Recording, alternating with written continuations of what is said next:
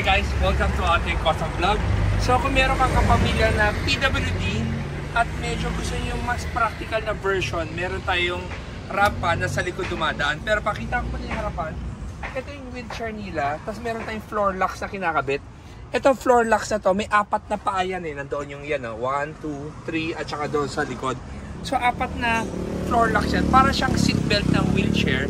Para kung biglang pumreno yung sasakyan or biglang kumabig, hindi matatapon or gagalaw yung wheelchair. Siyempre pwera doon, meron ding belt or lock dapat doon sa pasyente. Pero ito pinapakita natin ngayon ay itong ano niya, itong lock niya. Pero yung seat belt niya ito po, nandito siya. Ito yung pang pasyente. Tapos sa likod, yan yung ramp na ide-demo natin ngayon para makita nyo kung ano ang ibang version. Na kunyari, hindi mo gusto yung power, gusto mo yung manual, ito yung pwede namin i-share sa inyo. Ito yung rampa na 3-folded na nagawa na, napakita ko na ito before, pero officially ngayon lang namin kinabit sa kliyente, kaya ito siya. So ano ba yung una? Ito.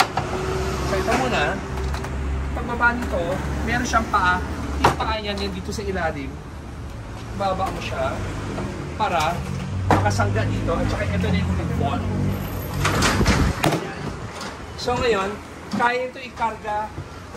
Nakalimutan ko na ano yung capacity niya, pero ang capacity niya I think more than 300 kilos eh. Pero anyway, wala naman 300 kilos sa pasahero or PWD, so pag rampa yan, nandoon siya. Tapos ito yung lock ko. So ngayon kung papababa, kailangan mo lang aalalayan pababa yung wheelchair nyo. Ngayon naman kung ibabalik nyo na, tutupin mo na siya ng ganyan. Kahit isang tao lang kaya-kaya eh. Yan o. Pagka ganyan.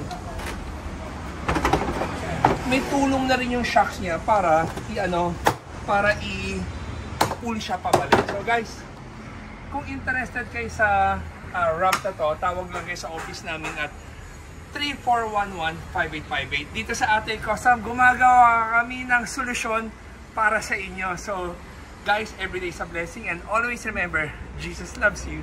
God bless.